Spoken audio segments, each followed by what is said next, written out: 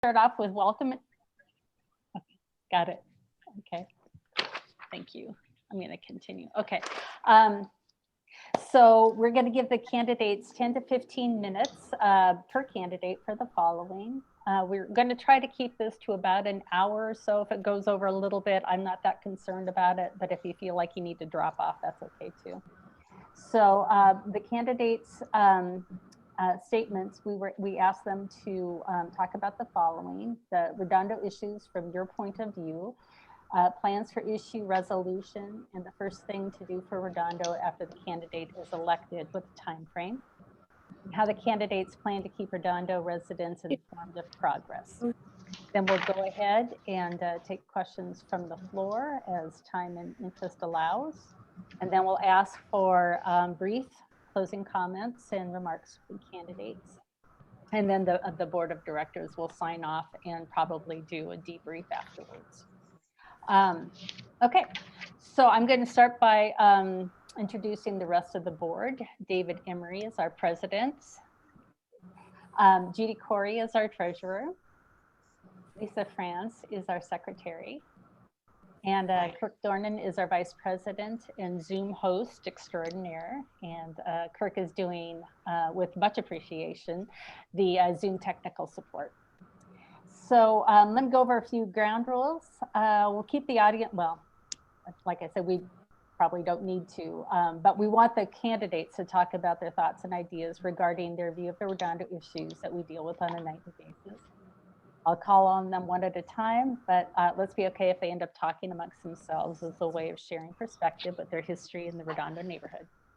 Although the candidates were asked to speak directly to the Redondo issues of loud and reckless driving and the illegal use of the boat launch parking lot, I don't know exactly what they plan to say or how long it will take them. I hope their presentations will answer most of our most pressing question is, what do you plan to do about these issues? I don't have a clear idea of how much time this will take, but I'll check the clock after 30 minutes.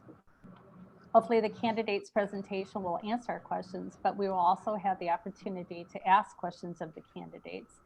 You can use the chat box to pose your question or perhaps raise your hand. Let's see. Please keep your questions to 1 or 2 sentences and keep the topic to the issues we're addressing this evening. The candidates did not come prepared to discuss the redevelopment of the boat launch parking lot, specific police incidents, or the marina. So, okay, I think that's enough rules. Let's go to the candidates, and I will start apparently with with Traci. So Traci is the incumbent for position, I believe it is 5. Is that the one you're running for? Is that position 5? Okay. So if the other 2 hook into us, we'll go to them. But if you're ready, Traci, I guess we are too. Well, thank you. And this is pretty incredible that you guys are taking not only tonight, but 2 other nights to familiarize yourselves with the candidates who are going to be, 3 of us or 4 of us are going to be representing you. So thank you for taking this time. Just the way this is playing out, this is an extremely unique opportunity for me. Obviously, I probably have some ideas. I have had ideas that haven't worked out. I've pitched ideas before that have been shot down. I am wondering if you would mind allowing me to listen here for 15 minutes instead of, I could pitch you ideas that you disagree with or you think are foolish or or think won't work or you don't want, but it would be nice for me to hear you and talk about solutions that you really want and that you really think would work. Now, I know that's not exactly the agenda, but I'm looking here. I've got a rare opportunity to hear. If you'll allow me that, but if you really want to go the other way, sure, I'm happy to do that. Well, let me say that it probably doesn't have to be one or the other. Oftentimes it can be both.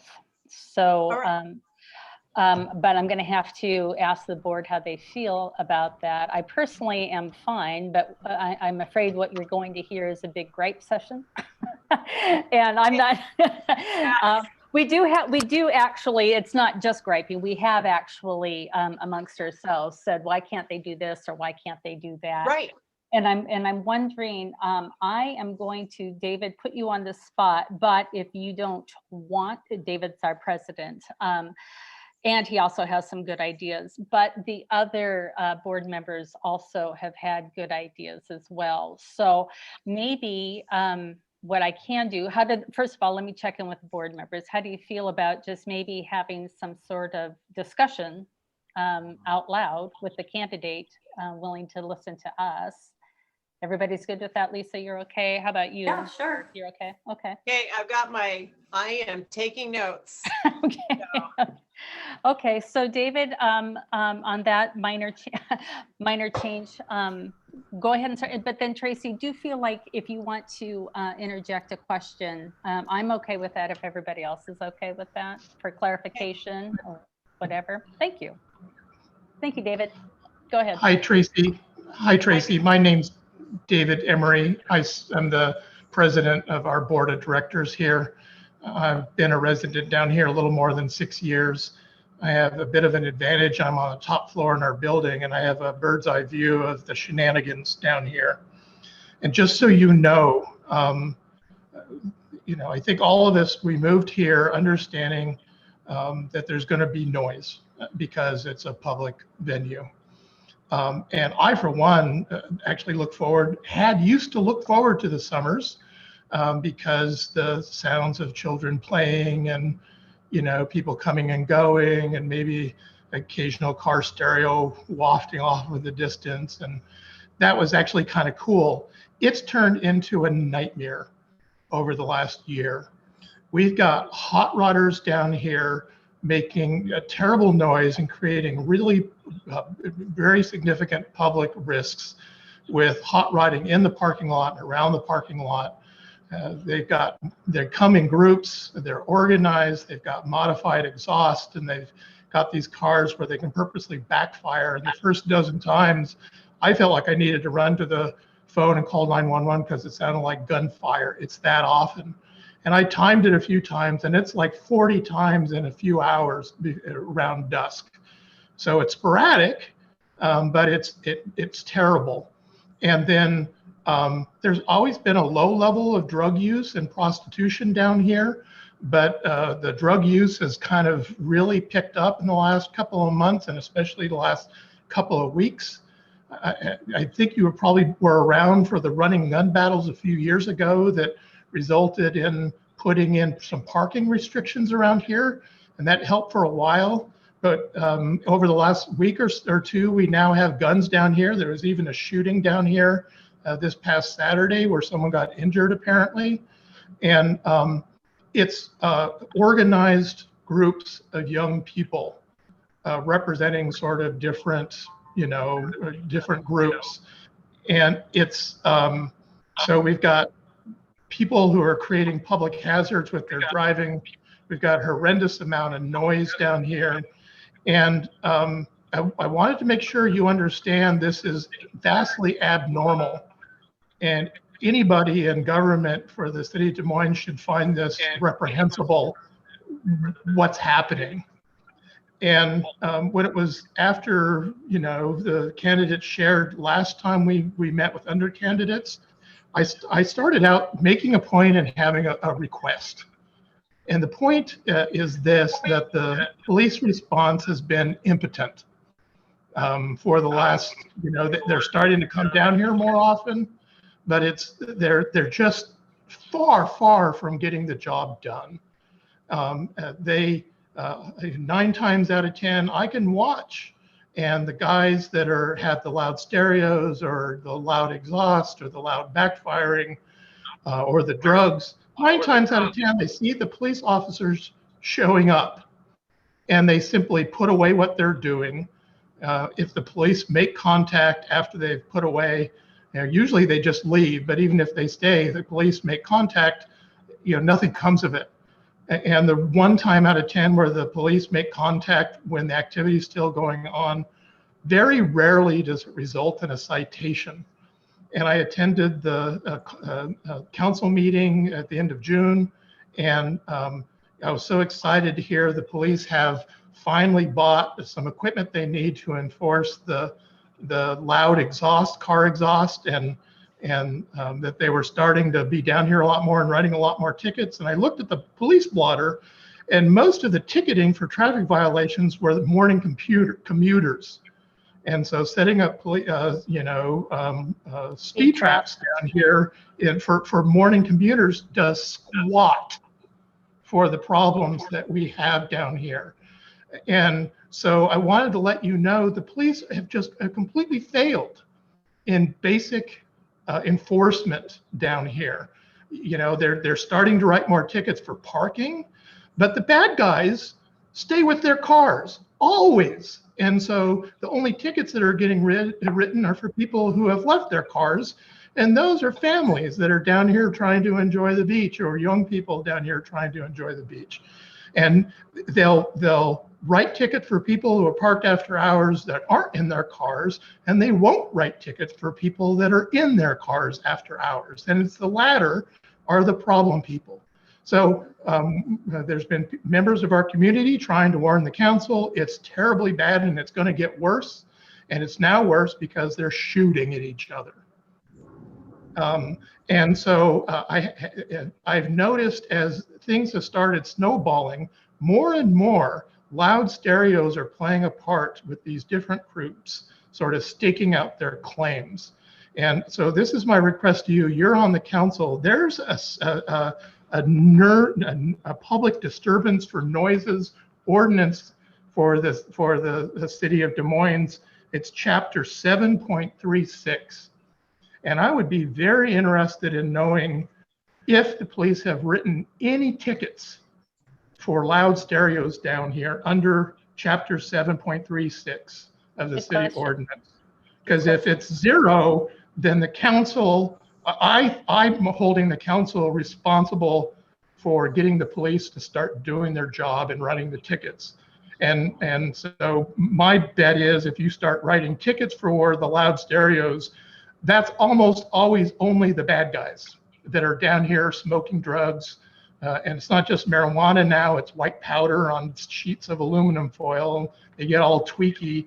There's groups of organized people that are down here every single night, and the police make contact with them frequently, and there's never citations written for loud mufflers. There's never citations written for reckless driving. There's never citations written for loud stereos. And so we've heard from other council people that plans are in place to get some more lighting down here, to put in automatic gates that will close at a certain hour, and maybe even to put paid parking down here. But none of that's going to work if the police aren't coming down and enforcing it and writing tickets. And I understand not writing tickets for first offenders or families. Those are the ones that are getting the tickets. And I don't understand not writing tickets for the repeat offenders. I'm at wit's end trying to understand why tickets aren't being written for the repeat offenders.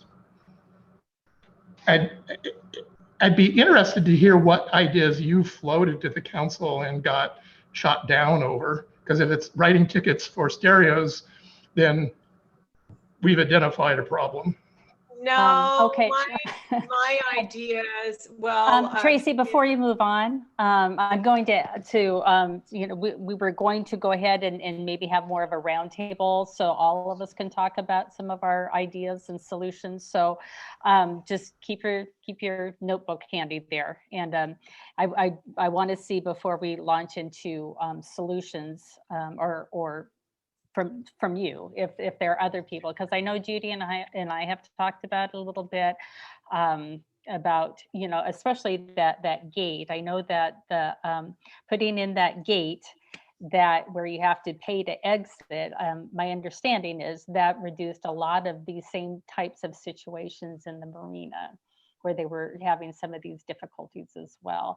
And Traci, I know you and I've talked about how much money has been spent down here on rebuilding the boardwalk and everything. But after we had that conversation, I have to tell you, I had a hard time connecting the dots with all of the money that has been spent down here and all of the problems we continue to have. So, that's great. I think that it was probably necessary to rebuild the boardwalk after it was washed out. And I'm not exactly sure what the Redondo budget is right now, but whatever money we've been spent down here, I just want to put it out there that we still have this situation, and I don't want more money spent in this city without Des Moines having, some concrete ideas about exactly what it is. And I do think the parking is probably the worst thing, and the best thing is a gate. And I keep being told it's in the works, but we haven't seen much. Matt Mahoney said he would get some information to us about the development. I haven't seen that yet. I'm going to be quiet for a little bit more and ask the other board members if there's something you want to add to what David and I have said.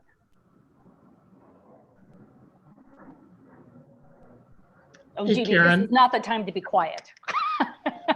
Hey, Karen, Yeah. can I throw one more in here that I know all of us have talked about? Hey, Yeah. Tracy, when this started getting bad in the middle of the spring, the cops started locking up the parking lot at 8 o'clock. It made a huge difference in the shenanigans when it got dark. And suddenly they started locking it up in 10:30 instead of 8 o'clock again. Yeah. And so once you get paid parking, my bet is it's going to help. I don't know how much, but why the heck did you guys stop shutting down the lot at 8 o'clock? It's only people entering. And, half or 3/4 of the people that enter after 8 o'clock are down here to play their stereo loud. And they're not fishing. They're not down here with their families. They're down here loitering in the parking lot, drinking beer, smoking dope, running their cars, and then racing out around the neighborhood and coming back in again. Thank you for that, David. The other thing, as you were saying, that is, it might be helpful to have a, satellite station down here. I haven't looked at the city budget for probably over a year, but I don't know what kind of plans are in place to have maybe a few more officers who have a dedicated beat down here. I think that might be helpful. The other thing, though, that I want to say is we want to live in a neighborhood where we don't have to, it's just so maddening, where we don't have to call the police every night. We want a safe, fun neighborhood. Somebody who it was, help me out just a second, it was Yoshiko. Oh, I wish she was still here. Yoshiko said something the other day. I thought was a wonderful suggestion, is to start having a series of street fairs down here where it's pedestrian traffic. Have that once or twice a month where people get the idea that this is a safe, fun place to be, and make it a little bit more desirable, because I challenge any of us to walk through that parking lot at 8:30, 9 o'clock at night. It's not safe. It doesn't feel fun. And if we could have a little bit more neighborhood kinds of venues and events where it is cut off and it's only pedestrian traffic, I thought that was a great idea. Just even like a farmer's market or something down here.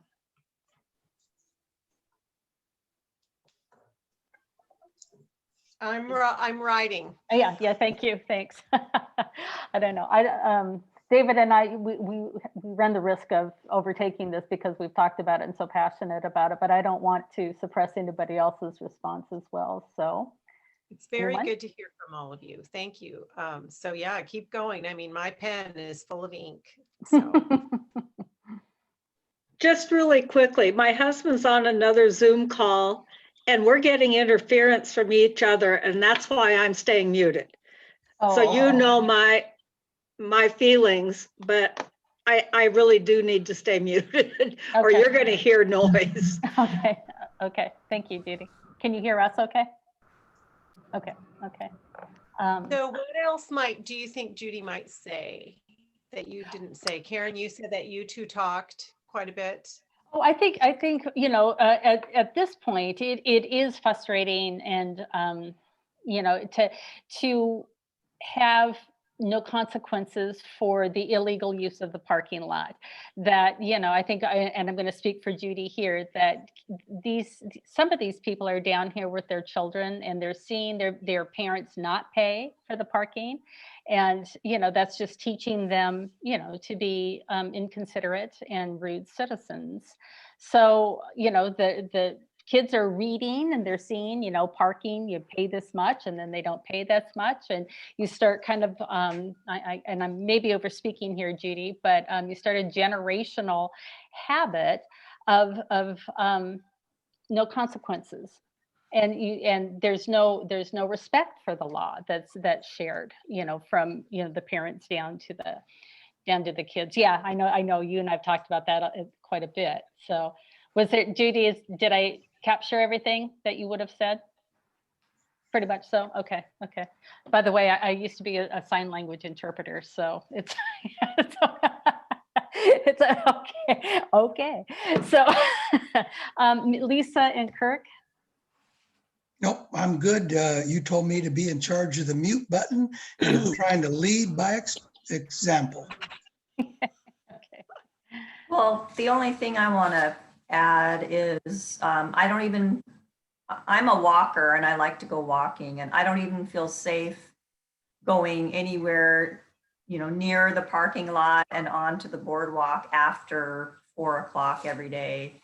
It's just not safe because sometimes that's the time where come in with their cars and start maybe doing some spinning around and drifting in the middle of the parking lot if there aren't boats and trailers.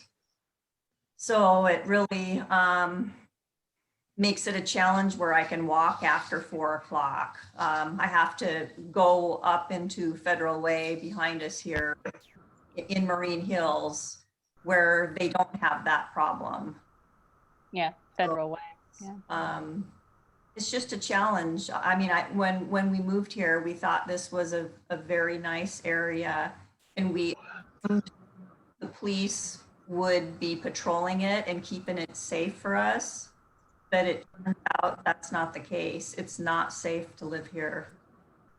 It doesn't feel good. Yeah. We've spent a lot of money on our condos. And my big fear is, well, I'm afraid I'm watching the value of my condo go down.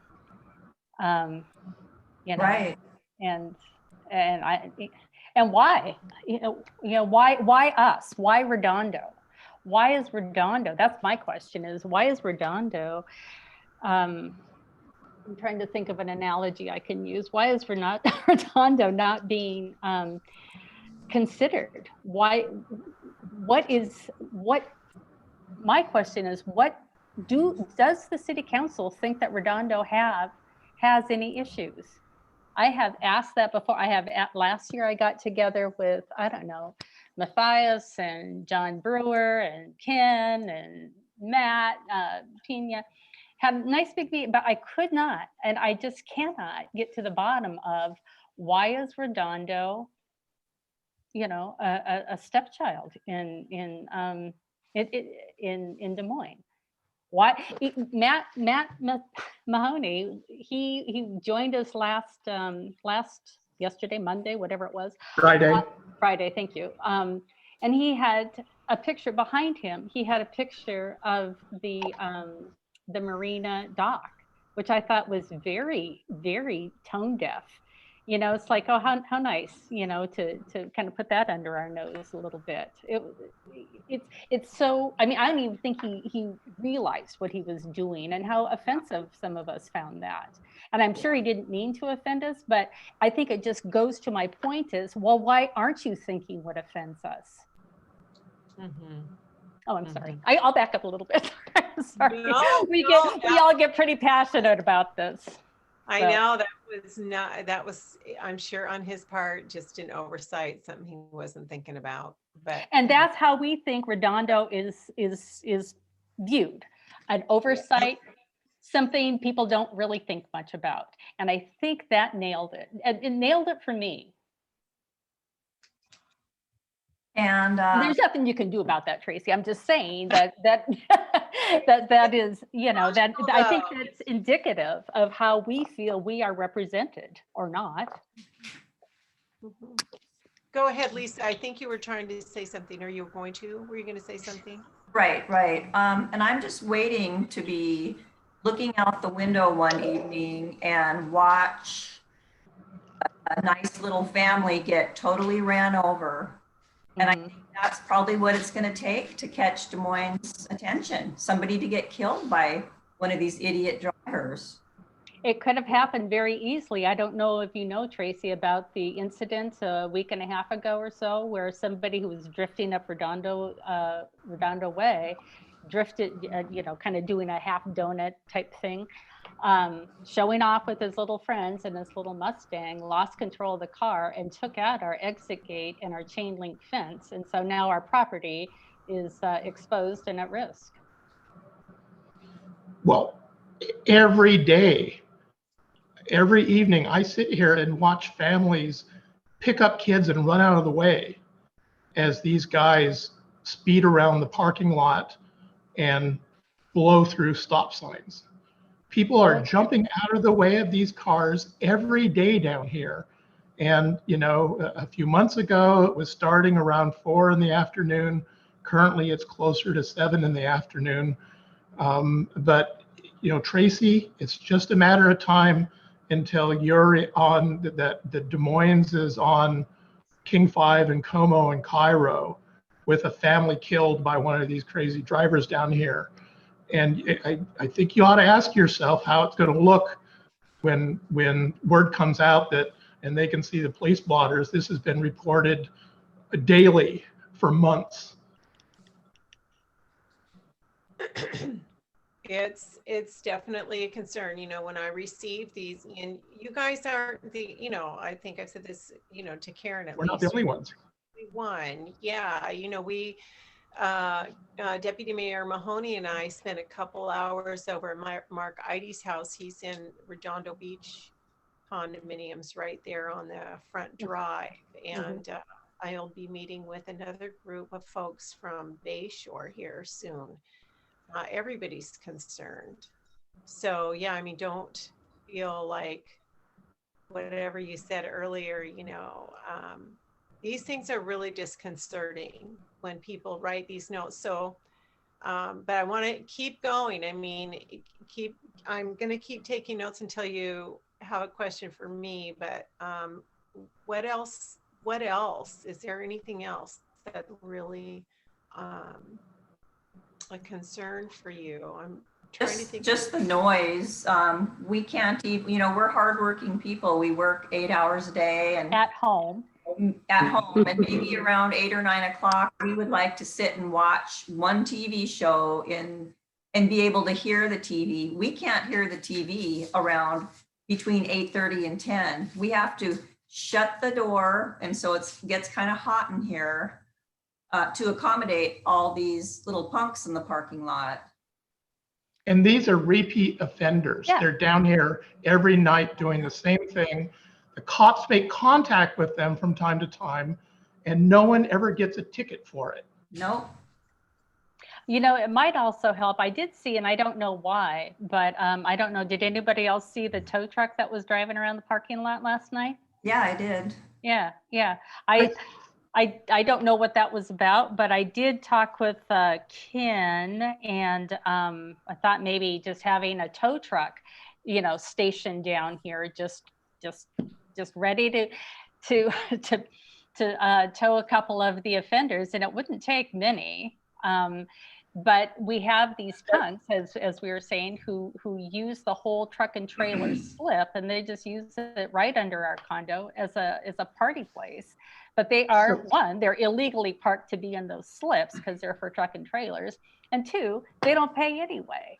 So, you know, towing them, and then for some reason, you know, we're told that, you know, well, we can't tow on the first offense, and well, maybe you can tow on the first offense, and maybe you would, maybe we would see that as an effort towards hearing us.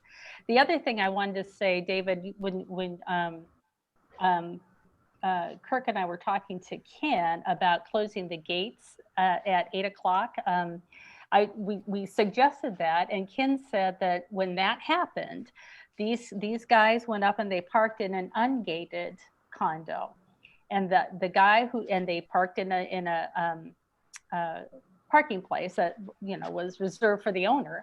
The guy called the police. The police showed up and told the guy to get out of his parking lot, or get out of his parking space. And then the man, as to hear Ken say it, completely lost it because the police wouldn't arrest the guy. Trespasser. Well, so what I took away from that meeting is, so all of Redondo, all of these condos have to suffer because one man threw a hissy fit.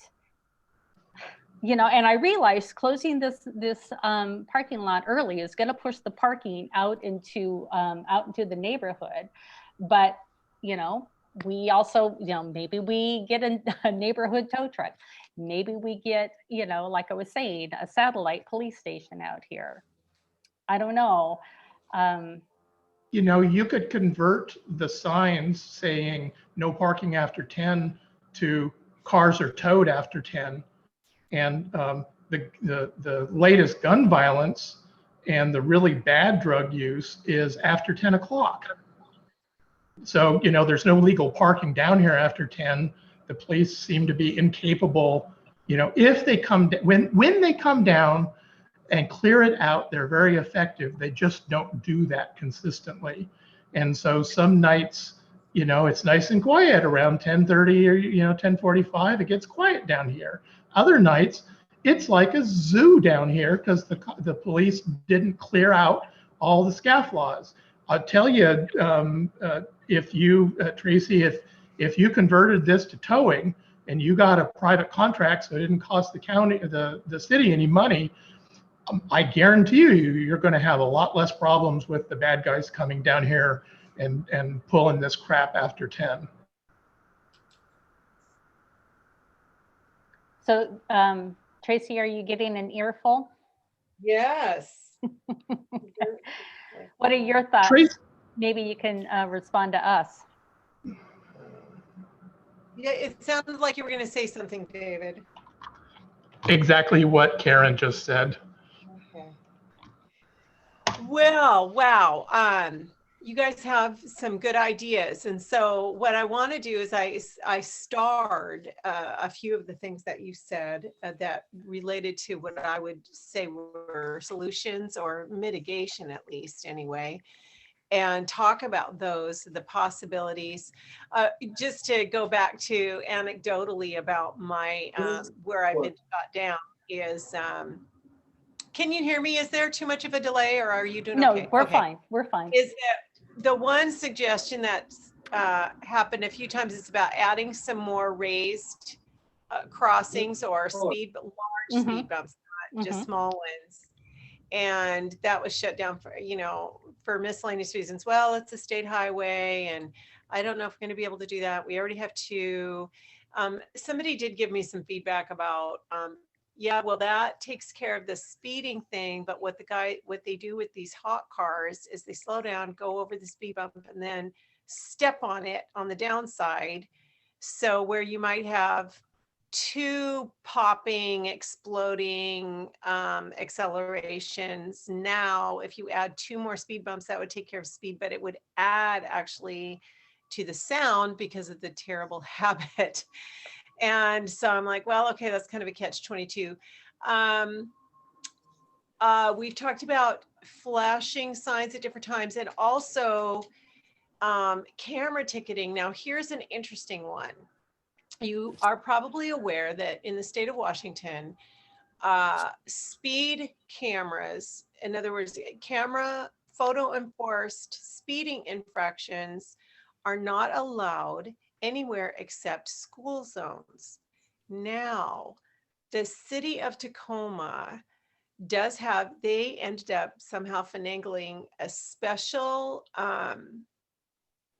beta test law for the city of Tacoma. And they have been able to put some in, and it's kind of a, a test. Okay, so I did talk with Tina Orwell about this.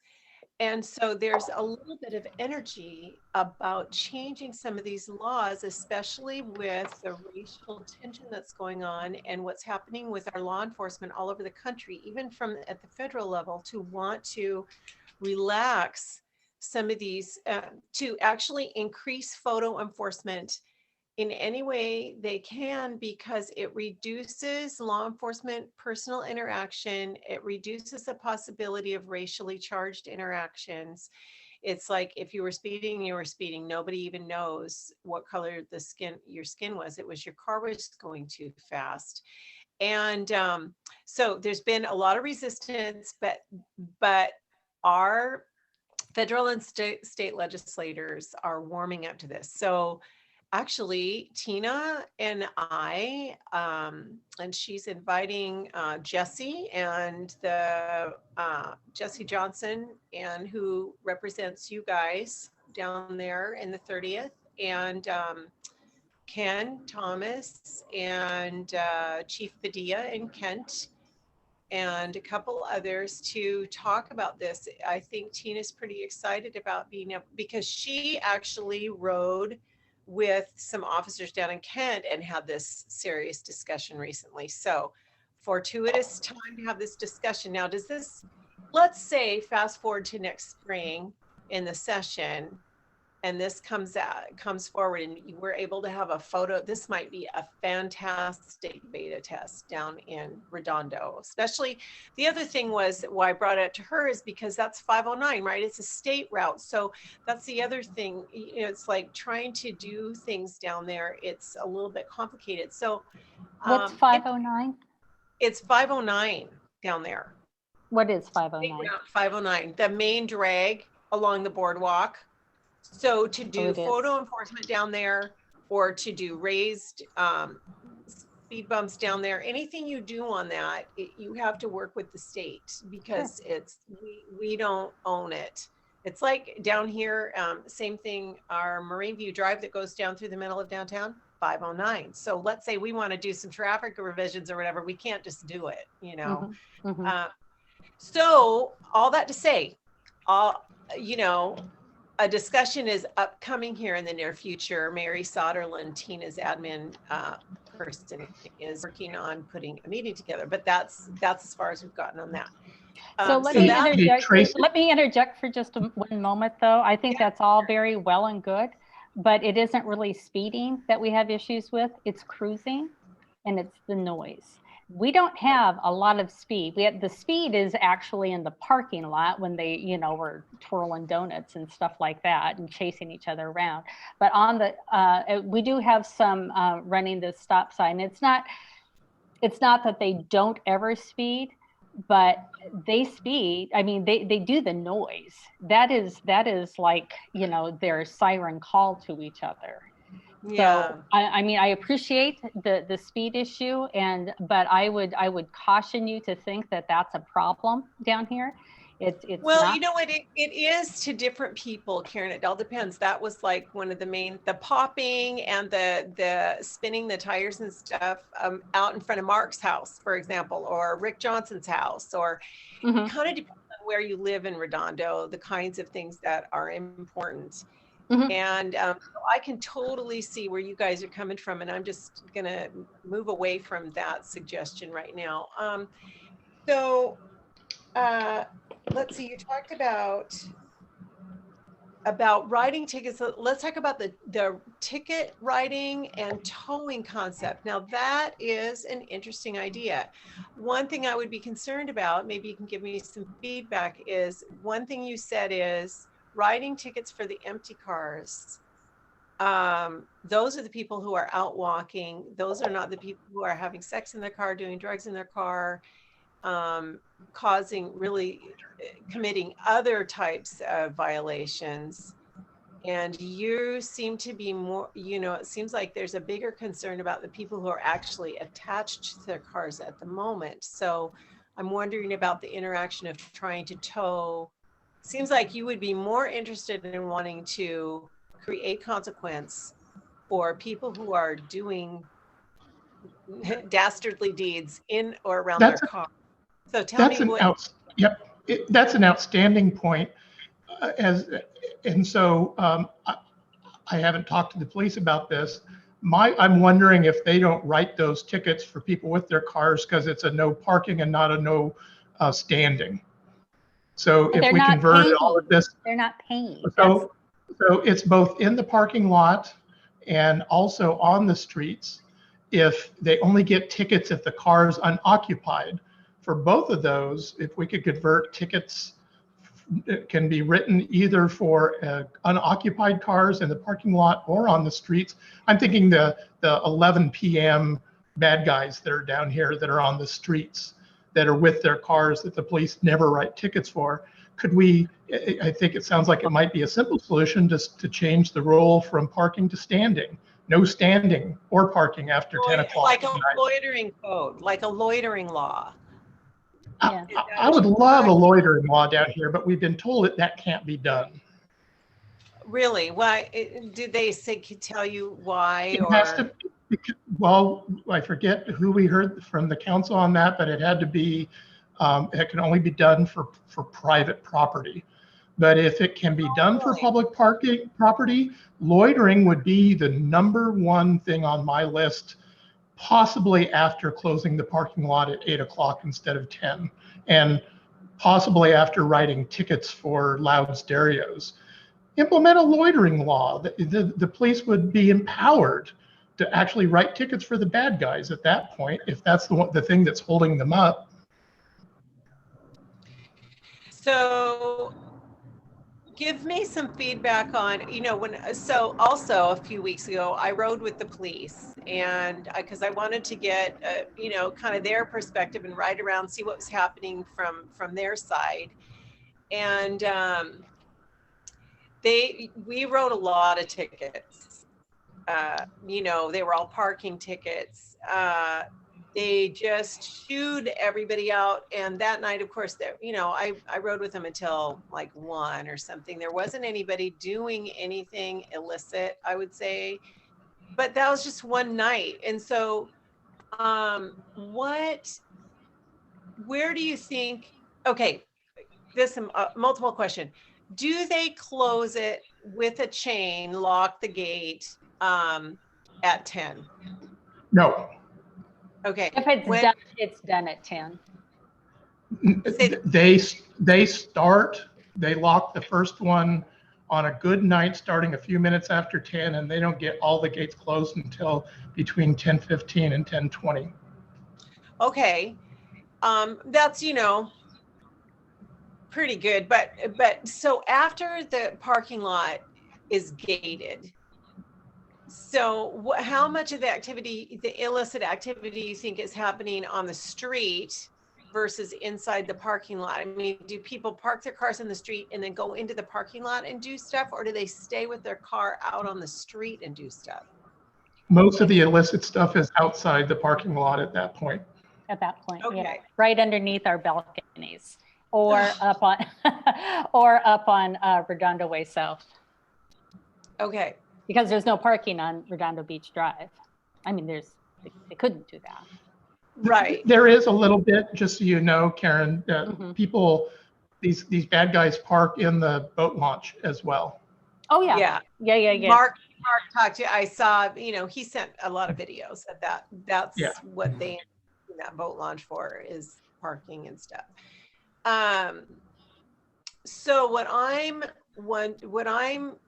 wondering is,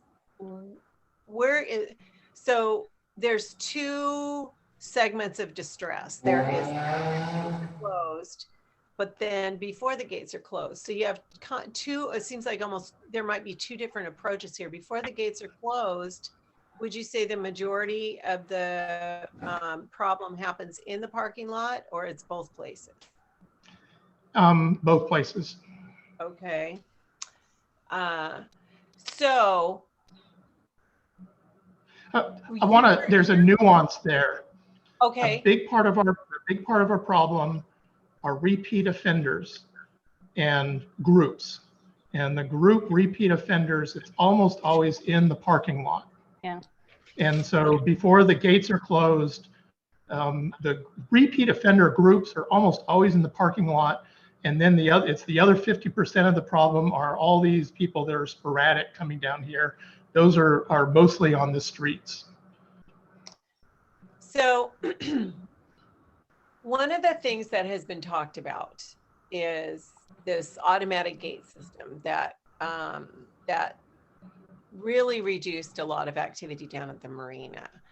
I haven't heard very much, very many. There's only one little, it's like a half of a block. I think we call it Cliff Avenue there. There's a little bit of a problem. Let's complain about this. But putting the gates in, it doesn't seem like there's been a huge increase in illicit activity on the public streets around the marina. It's mostly, I don't know if maybe people just think, you know what, it's too far away from the water here, and I don't. Yeah, let's just go to Redondo. Let's go. Oh man, I wish I wouldn't have even laughed at that. But so I'm trying to think of a way. Let's say there was some way to, there is a, we talk about it all the time, putting in, when we redo the marina gates, which seriously need to be replaced, doing them both together, you get a it's cheaper, to get them both together. But if you were to do that though, we still have the after 10 o'clock issues on all of that perimeter street parking area. It's true, but it's less. Yeah. It's okay. The weirdest thing. What happens is when the lot gets locked up, a lot of the guys leave the lot because it's locked, and then they park on the streets. And yes. When the lot was being locked up at 8 o'clock, then it was noisy on the streets by 9, and by 10 o'clock when the police were clearing it, there's almost nobody. And so there's like this master time key when the the parking lot gets locked up, that seems to move everything a couple of hours earlier. So do you think, how much of the activity is tied to sunset? Tied to the time the sun goes down? For example, in April, is it different than in June when the days are the longest? And then they were locking up the parking lot at 8 in June, and things were really pretty quiet by 10 o'clock down here until they switched to locking up the parking lot after 10. And that's when we get noise and lots of activity till 11:30, midnight down here. The shooting down here was just a few minutes short of midnight, and there was a couple of dozen cars with competing stereos down here at midnight. Okay, so having an automatic gate, tell me how much for example, let's say there was an implementation of the gate system like down at the marina that went all day, and then it just turned off at 10 or 8, whatever time. How versus, so what I'm working through is a few different solutions all at once. I'm trying to isolate them a little bit. We've got the ticketing, towing for the repeat offenders. That seems to be a favorite. We have the automatic gate that's all the time. And then we also have the timing of the locking of closing down the parking lot. So those seem to be the 3 favorite mitigations. Is there that's my perception here? Is there another one? I think immediately we would like to see those, something in those realms happen immediately. But I also think having a police substation down here would be. That was okay. So I mean, I can see that might yeah, that might not happen tomorrow, but Yeah. that I don't want that to fall off the radar. But Yeah. while I have the floor, I am going to say, again, talking about the gate at the marina that needs to be redone because it's, for whatever reason, it isn't functioning the way, it isn't ideal in its function. So when the marina gate gets replaced, the Redondo beach, the Redondo boat launch parking lot. So my question is, again, and I'm just hypersensitive to this, why don't we do Redondo first and then do the marina gate? We're going to do them at yeah, I think the idea would be to do them together. It's in other words, it's not like two projects, it's one big project. Okay. Somebody that and now that's my mind. That's how I have always perceived it. It's like when we put out the RFP, the request for proposals, it's two locations, but it's one project. Okay. Now that's how I perceived it, and it would be good maybe for me to clarify. Because it's going to be one fob, one system, one. Right. Okay. Good point, Tracy. Thank you. Yeah. So, so I'm just going to put this out here, something I'm going to ask about, and I don't know how far I could get on it, but we've got this okay. I'm gonna make a note. I'll talk about that in a minute. Remind me, it's all a return on investment. It's an idea. So also substation. I wanted to, the substation idea, Karen, I don't know. We did have kind of a substation that we arranged with the Mass Center. This was, I think, 2 years ago. To have for the police to be able to come down there and do paperwork down there. They could have access to the building. And then the idea was kind of just, that their car would be parked down there. Yeah. And now, do any of you remember when we were doing that and what that was like, or what you felt like, how you felt about that? I didn't live here at the time. You did? Okay. I've only been here about a year. Kirk, anybody? Go ahead, David. Having a police cruiser down here always reduces, if there's a police cruiser present, it always reduces the shenanigans that go on down here. Doesn't completely eliminate it, but I would love to have a police cruiser sitting out there at the intersection of Redondo Way South and Redondo Beach Drive while a police officer was in the Mass Center doing paperwork. I think that would be a great idea. Yeah, just over there in that little empty parking lot across from Salty. Yep, and they actually have a painted square for the police officer still right there at the intersection. Yeah, I think and I don't know why that was, if it was a COVID thing or what happened there, because I know that we were kind of excited about being able to do that. So I don't know the end of that story. So anyway, I just want to say I thought it was a good idea. I was glad we happened with it. So I'm sorry, somebody must be watching the Mariners. Yeah. Okay. So the other thing that I think I would like to ask about is the gated system. How much more would it be to divide the gate system into two projects and just use Redondo as a beta test? If we have, I think, your parking lot, let me see, where is it? I think I have it pulled up here.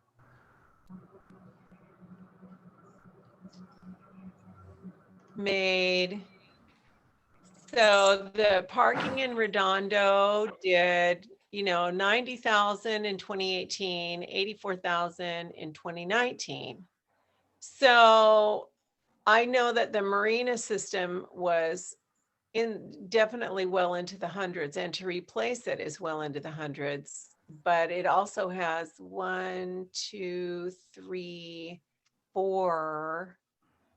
Well, it has 1, 2, 3, 4 entry gates, 3 entry gates and 3 exit gates, I think.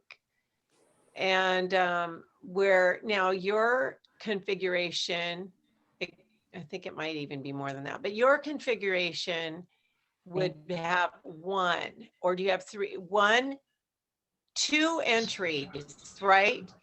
And 3 exits, or is it No, 3? 3 entrance. Three entrance, 3 exits. Yeah. Or, okay, Actually, can I butt in? yeah, The entrance off of what's right in front of us is a beach. Sound View Drive. Sound View. I don't think that has an exit, does it? Yeah. Doesn't that just has an entrance for the boat ramp? yeah, I It's think I used tried as to an pull exit. out of that once. I think it might just be an entrance. You're right. You're right. It is. Yeah. Yeah, because the exit is up on Redondo Beach Drive. And then down at the actual spot where they launch their boats, that's an entrance only because the exit has the spikes. Has the Mhm. spikes. Mhm. So But see, you have to, it's kind of, it would be an interesting thought process to figure out how you were, how you were going to do the tags. It's easy if everybody buys a fob, right? If you just buy a fob, you just swipe in and out as many times as you want all the time. But when you got people trying to go in and out with their trailer and having to stand in line and then pay extra every time so anyway, that would be for the engineers. Yeah, to go try ahead, and figure Kirk. that. But for me, Hang on just a minute, Tracy, please. Kirk, what did you want to say there? I was just going to say the trailers going in at that time of night is never a problem. Yeah. That's never a problem. No, The trailers are going in there at 5 a.m. Well, no, what I mean is, the way it works now is you can go in and out for 15 minutes without having to pay. And so if you're in there and then you Exit, yeah. put your boat in and then you pull your trailer in, if there's going back and forth, trying to think how that would all work. And then you're pulling your trailer back out. So then you have Hey, Tracy, yeah. I think there's 2 different fees. There's a fee for vehicles and there's a fees with boats with trailers. And the engineers could say, okay, a boat and trailer ticket is you have an hour grace period. Yeah, or something like that. I mean, they would have to work it. Yeah. They'd work something. They figured out, those guys, they sit around tables and Well, when they sit around the table, though, I think we want to be part of that table. Yeah, I really do think we do. great. Yeah, it's still because let's face it, they don't know. They're working from a purely, pragmatic, functional point of view, not a neighborhood, not how does Karen get to think about this? So somebody needs to be at the table when they do that. Yeah, so it's worth asking, for example, what would be the cost of doing a beta test with an automatic gated system in Redondo, or just, pilot, make that the pilot, and with a return of 90,000 a year, how long would it take to recoup that? Would it be worth it? Hey, Tracy, Yeah. well over half the people that park in that lot don't pay. Yeah, so then you go to, It's 180,000. And so, or you could maybe call it more like maybe 150 because a bunch of those people just wouldn't go in anymore. But yeah, it, and to, versus, for example, how much more would it cost to do them as 2 separate projects versus one project? I mean, if you're talking $150,000 or something, $200,000 difference. Well, that's a bigger thing to weigh than 50,000 different. See what I mean? Making it one project or two projects. Yeah. Well, again, but we'd like to be in that. The important thing is that we're part of that discussion, or there are representatives of Redondo for part of that discussion. And it's just worth asking about. Yeah. So all I can say is that I will ask. So, thank you. Yeah. So we are getting to an hour. Okay. How are folks feeling? Have we noshed this enough for right now? Do we need more time? I think we're good. Feels good. Tracy, have you said everything you wanted to say to us? Well, I had one other thing I did want to say. You guys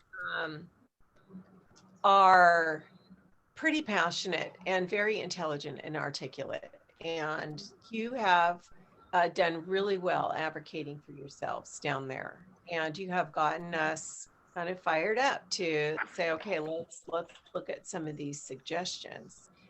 And I have had people talk about the one thing about the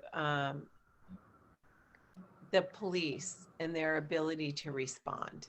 I want to talk about that for just a moment.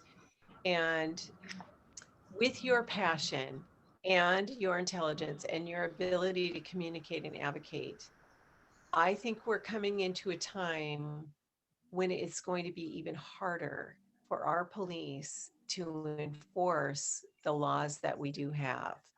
And we have had some pretty, it's just going to be a challenge for them to work through what's coming down starting in a few days, July 25th. So I wanted to read to you something that and here's why I wanted to read to you. Because we're talking about, I think what we're talking about here is no matter what we do as council members, we put pressure on the administration, or we figure out a way to write some new code, or we do some of these things, it's still going to rest on the shoulders of our law enforcement personnel to enforce some of these things. And what are they going to be able to do and not do, and what's going to put them at liability. And so if you felt like you ever wanted to take some of this to the state level, so to, like, for example, some of the sound stuff that's coming out, somebody might have already said this to you, some of these cars are being manufactured with this stuff that should be illegal, right? Well, let's take some of our state legislators to task and up the Washington state law about this stuff. They're not allowed to bring these vehicles and sell them on Washington state, car lots. But that's going to be at a state level. And then here, we're talking about the red light speeding thing, which doesn't really affect you guys as much. But when we're talking about arresting people for trespass, or we're talking about enforcing code or law, I wanted to read, or chasing people down, trying to apprehend people for whatever they do. So I have a friend who is just retired law enforcement, and he wrote this post, and I wanted to read it to you. You guys have a couple minutes. Okay. Did you know that effective July 25th in Washington state, a felon that sells drugs, carries a gun, and has insert any felony warrant, and has a felony warrant, can drive around the community doing his business unimpeded by law enforcement? Any attempt by law enforcement to pull that man over can simply be thwarted if he just speeds away. And by law enforcement cannot chase him. Did you know, here's the second one. Did you know that effective July 25th in Washington state, law enforcement can be dispatched to a stabbing with a victim down, bleeding in the street, where the witness can provide a description of the suspect? let's say he's a white male wearing white tennis shoes, gray sweatpants, a red shirt, and a black hat, last seen going north. If law enforcement is approaching the scene and they respond and they get close and they can see a male running away matching that description, by this new law, the law enforcement officer cannot use any degree of force and essentially has to let that man run away because the law enforcement officer did not see the crime get committed. Did you know that effective July 25th in Washington state, despite the United States Supreme Court already ruling on many years ago, law enforcement can respond to a mass shooter at a local school and upon arrival see the suspect that just killed who knows how many kids, run out of the building with a jammed, inoperable rifle. The suspect even throws the gun to the ground and runs away. The first officer on the scene could be 100 yards behind him and has no chance to catch up to him. They cannot shoot at the suspect to prevent his escape. That is not, I don't think that would be as much applicable to anything that would happen in Redondo, but so he's imploring all of us, this is my friend who's in law enforcement, to take a time to educate ourselves on the definition of probable cause and reasonable suspicion. Our legislature had some challenges with that, and I think they went to task to create safety for some, but there are unintended consequences. And also Andy Wong, who is the chief of police in Federal Way, wrote something similar and posted on Facebook, imploring the citizens to educate themselves and to be patient with them because they're going to be greatly challenged here coming up. And these all have to do with pursuit.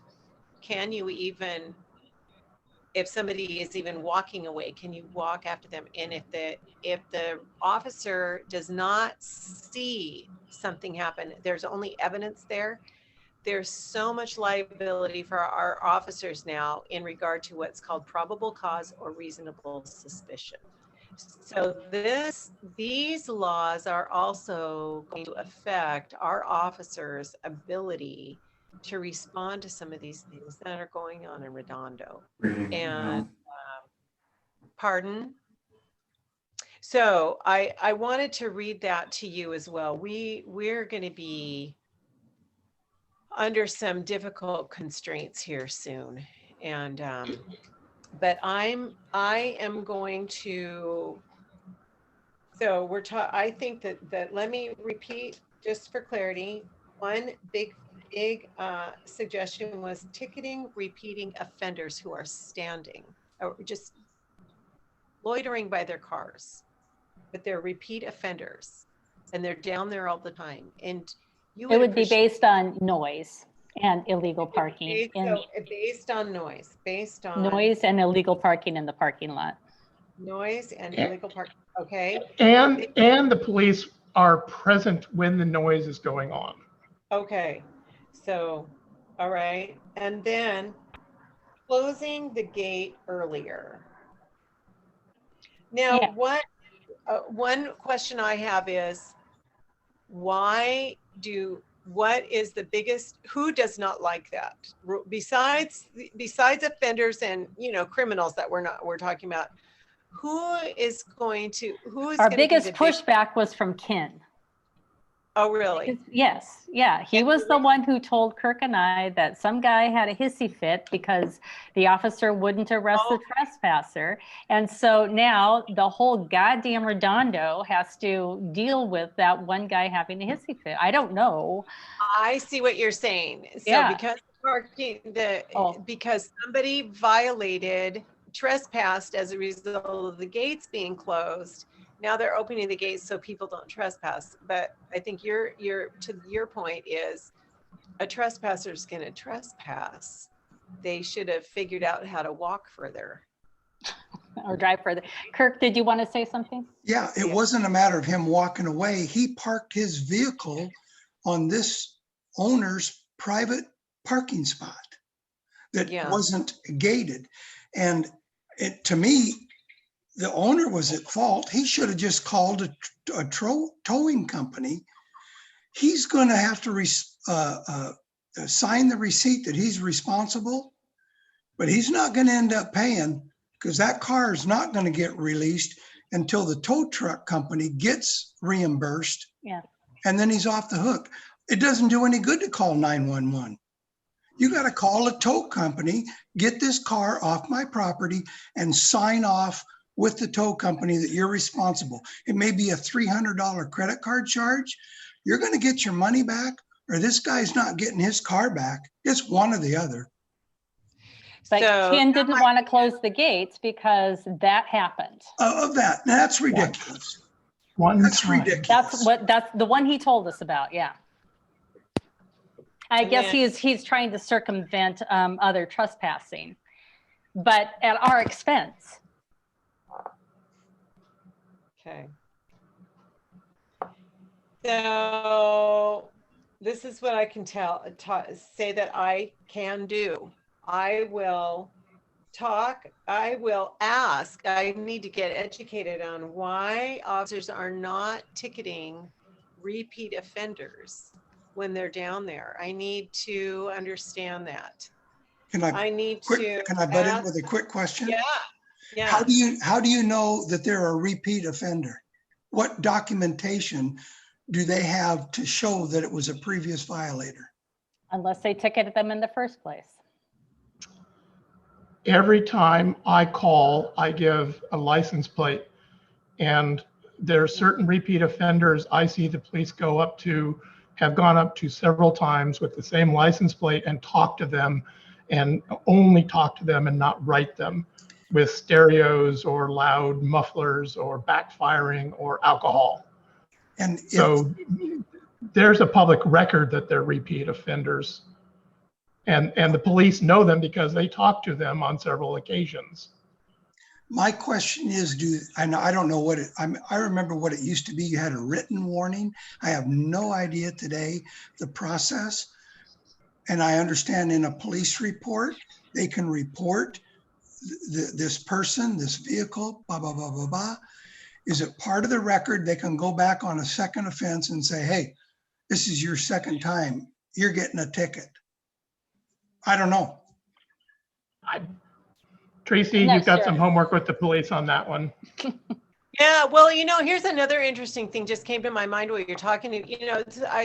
One resistance, if there is, in regard to our officers, is some of their processes and their paperwork is really still paperwork, for heaven's sakes. When they have to write a ticket down there, they're using NCR paper and a little cardboard flip and then tearing it out of a book and putting it out down there. I said, are you guys still using, like carbon copies for your tickets?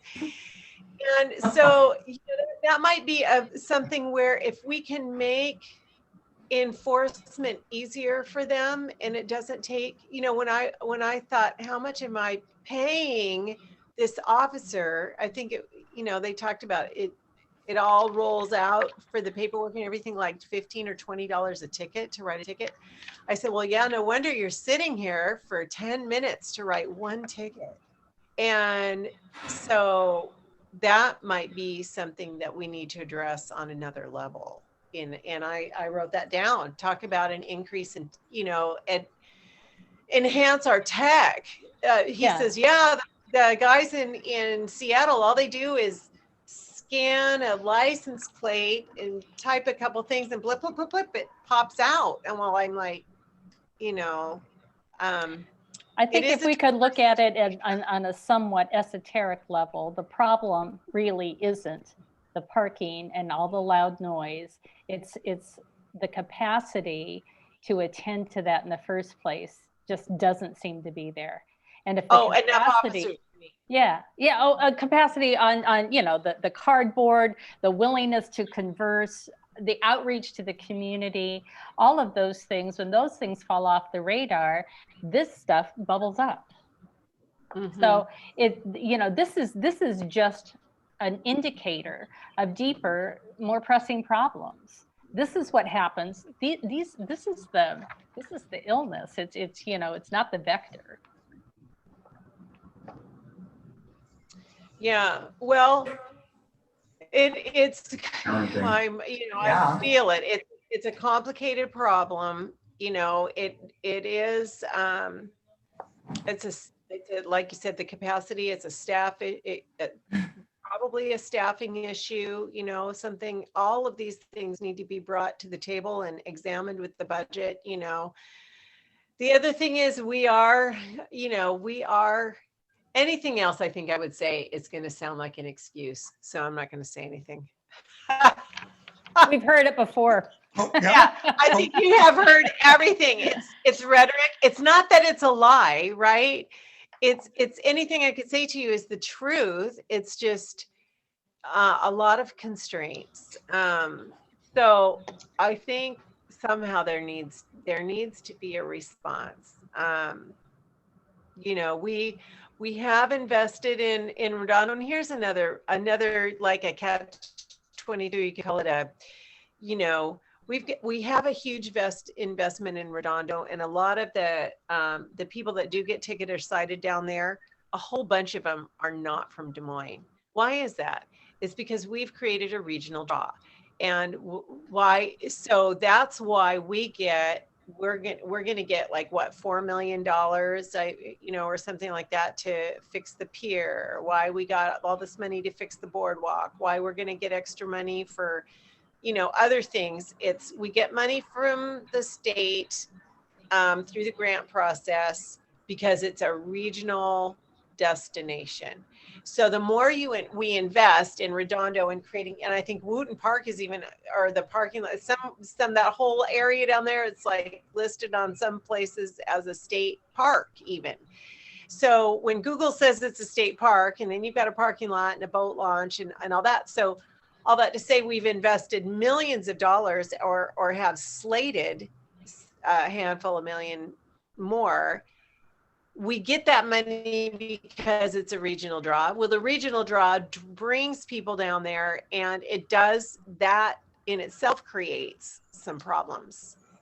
And we could close it all down, but well, we probably couldn't do that. I mean, because now we've spent all these millions of dollars. Yeah, I think that. So you Thanks.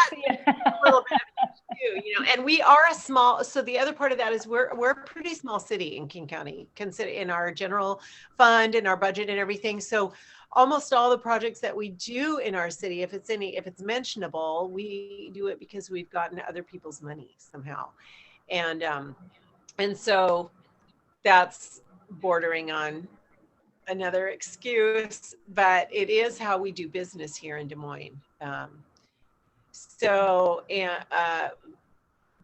So what I can tell you is, just like the other things, I am going to talk to somebody about these things, and even though it isn't as a big of a deal for you guys in front of the parking lot, I am going to be moving forward with that meeting with Tina Orwell about camera violations and camera enforcement. It doesn't Sure. solve your parking lot issues, but wow.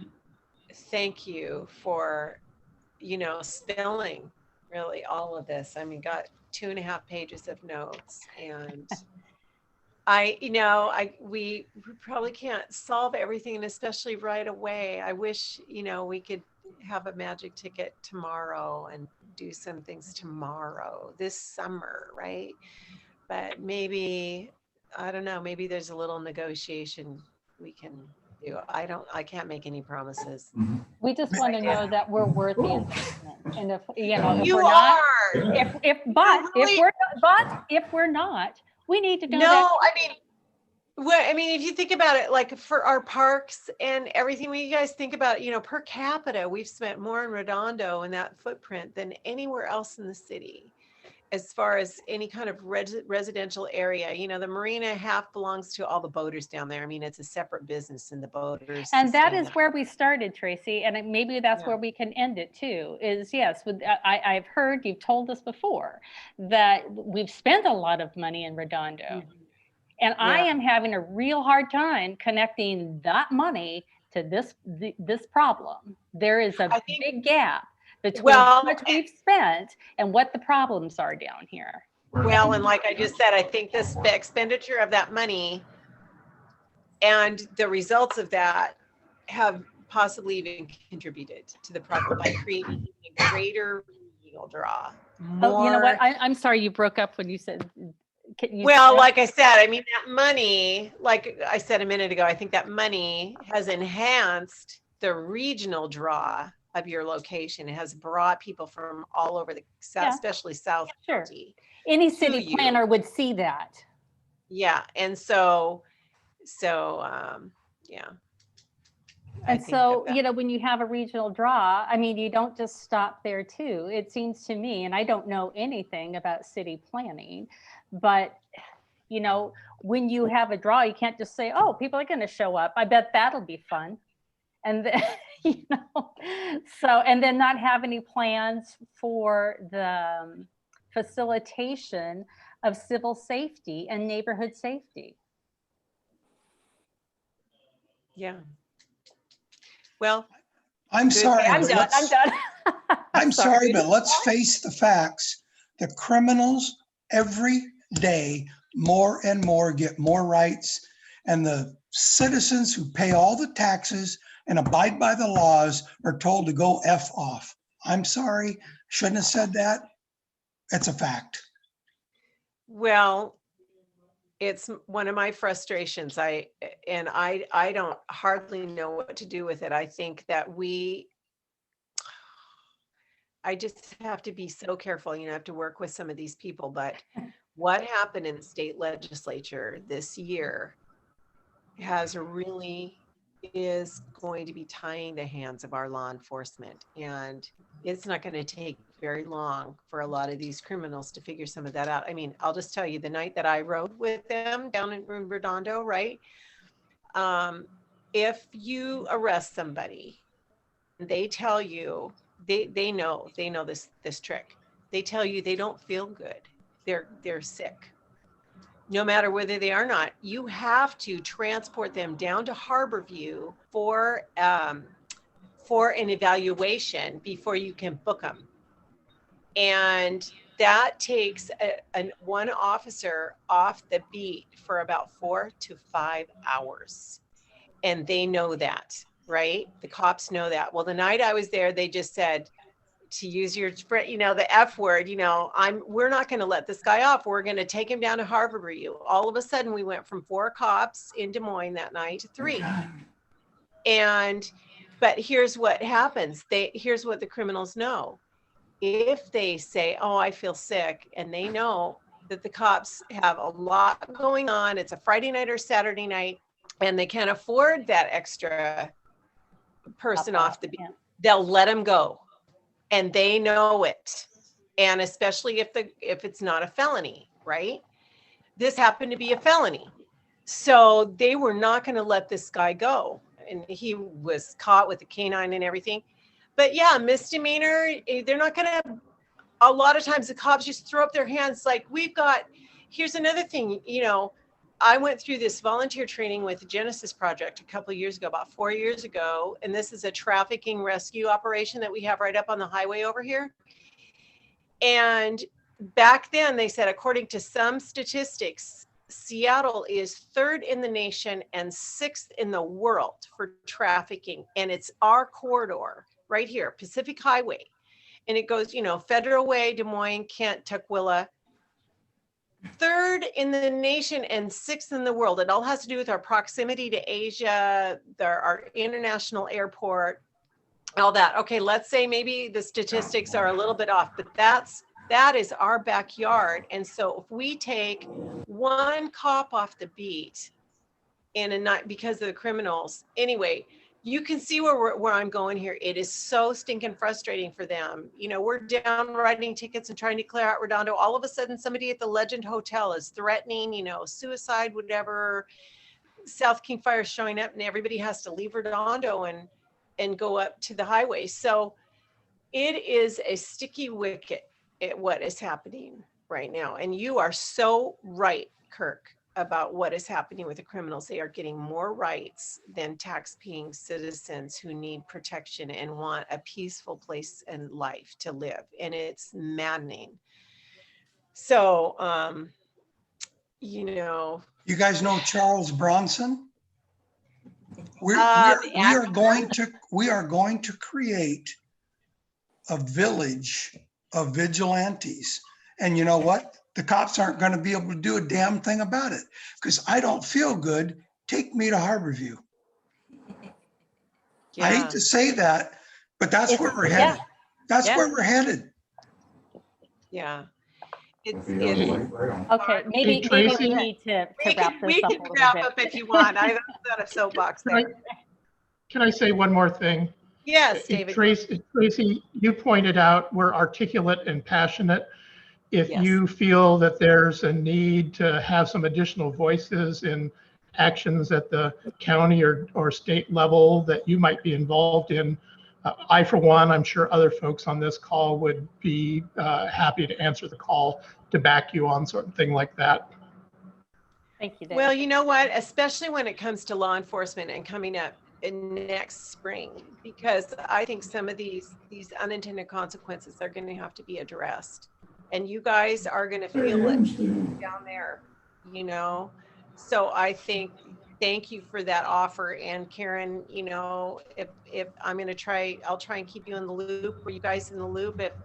If our officers come to us and say, we really need our legislators to work on some of these things and we need citizen engagement. Yeah. Yeah, absolutely. But I think I am going to stick a pin in it right here. And Okay. Ouch! and thank you to Traci, our guest. Yeah, thank you very much. And for our audience who is has been patiently listening to us and hoping absorbing all of this information for their edification as well. So Traci, I think we're going to bid you adieu. Have a nice evening. And oh, thank you, Priscilla. She gave us a Priscilla, thank you for coming and listening. So I think the board is going to debrief here for a few minutes after we say goodbye to Traci and our guests. All right. Thank you. Thank you. Guys, it's been a pleasure. Goodbye, Joe. Bye, Traci. Bye, everybody. Thank you. Bye-bye. Bye.